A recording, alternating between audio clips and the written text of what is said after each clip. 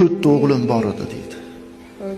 Qiz bolani deydi, shunaqa ham yaxshi ko'raman deydi. Xudodan deydi, yig'lab yurib Xudodan so'radim. Xudo qiz berdi. Yo, jicha nogironli qiz berdi deydi. O'smaydigan. Gapi yaxshi, tili yaxshi, yeb ichishi yaxshi-yu, bir og'rig'i bor, shu og'rig'i tufaylidan katta bo'lmadi deydi. 3 yasharligidan tili chiqishni boshladi. O'tirolmaydi, turolmaydi, lekin gapiradi. Shu darajadaki mehrini men shunday qiz bolani mehrini dedi domla, shu narsada bildimki dedi, tishi chiqib qichishiyasa, akasi qo'lini nima qilsa tishlaydi, ayasi qo'lini nima qilsa tishlaydi. Dadasi siz ham qo'lingizni qulma qilib ko'ringchi desa, qo'limni qilsam menikini tishlamaydi dedi. Keyin e'tibor qilman dedi, yig'lab turgan bo'lsa ham men kirib borsam yig'idan to'xtaydi dedi. Tili chiqqanda bildimki, ayasiga aytar ekan, aya dadamga aytib qo'ymayman, meni kasalimdir.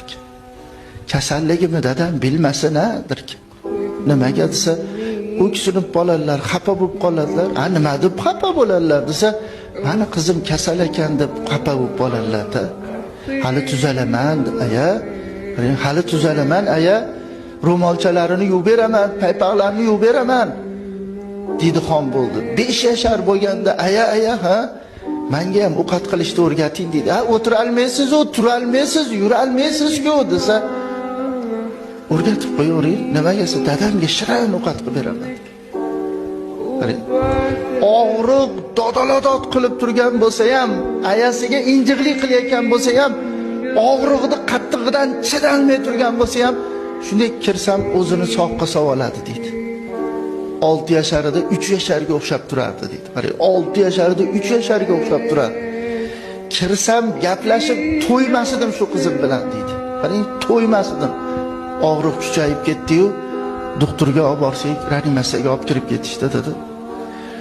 Obedlarda kiring deyishdi. Kirsam, doktorlar hayron qolyaptiki, baqir-chaqir og'riqqa chidalmay turadi. Qarang, og'riqqa chidalmay turadi. Siz kirishingiz bilan qarang tuzalib olganga o'xshaydi. Sizda nima bor desa, dadalik hurmati bor. Meni shunaqa hurmat qiladi bu qizim. Qiynalayotganini derazadan ko'rdim, chekkasidan qarab ko'rdim. Doktorga og'riq qoldiradigan ukol qilib qo'yaveringlar. Qarang, og'riq qoldiradigan ukol qilinglar. Qiynalayotganini ko'ryapsizlar.